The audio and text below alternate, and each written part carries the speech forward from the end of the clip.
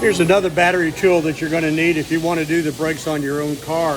This is a Mustang rear brake system, and as you can see, these are the hold downs that hold the brake shoe to the backing plate so it won't come loose, but it lets it flex like this. But you have to get this off, and a lot of people use a pair of pliers. It's very difficult sometimes to do that. You'll notice that there's a flat piece right here that needs to come straight up and down so that this will come loose, and on the back side there's kind of a nail head.